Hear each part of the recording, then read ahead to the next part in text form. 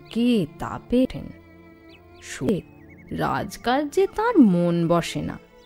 মহারাজ, আপনি যদি এ শোক সামলে না ওঠেন, এ রাজ্যের কি হবে মহারাজ? তোমরা তো আছো। আগে আমি তো আপনার আদেশ অনুযায়ী কার্য করি মহারাজ। আমার নিজের কি সে ক্ষমতা আছে? কিন্তু আমি যে নিরুপায়। রানীর শোক সব সময় আমাকে ব্যাকুল করে রেখেছে। মহারাজ, আপনি যদি এতটা ভেঙে পড়েন, রাজকুমার আর রাজকন্যাকে সামলাবে কে মহারাজ? সবই বুঝি। রাজকুমার তো কাল গুরুগৃহে যাচ্ছে, তাই না? হ্যাঁ মহারাজ, সে ব্যবস্থা হয়ে গেছে। বেশ বেশ। অধ্যয়নে মন্দিরে কুমার তবু কিছুটা মাতৃসুখ ভুলতে পারবে। কিন্তু মহারাজ, রাজকন্যা, তার তো সবে 10 বছর বয়স।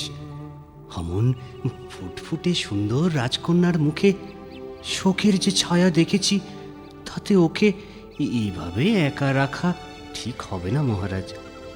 কেন? ওর দেখাশোনার জন্য দাস দাসীর তো অভাব নেই। আগে মহারাজ, দাসীরা কি আর মায়ের অভাব পূরণ করতে পারে? মন্ত্রী, তবে আমায় কি করতে বলো?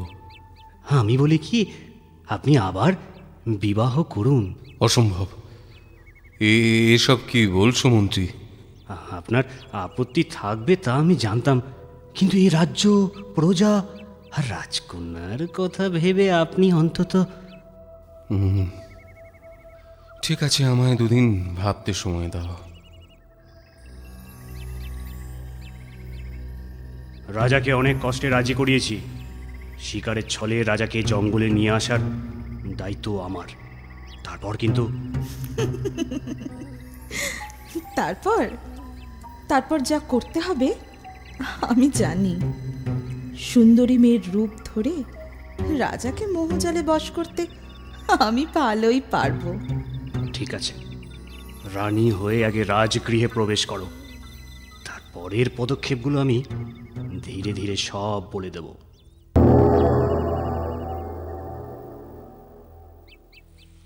মহারাজ, আমার মনে হয় শিকারে গেলে আপনার মন ভালো হবে। বলছো? আগে হ্যাঁ মহারাজ। তাহলে চলো, জঙ্গলে যাওয়া যাক।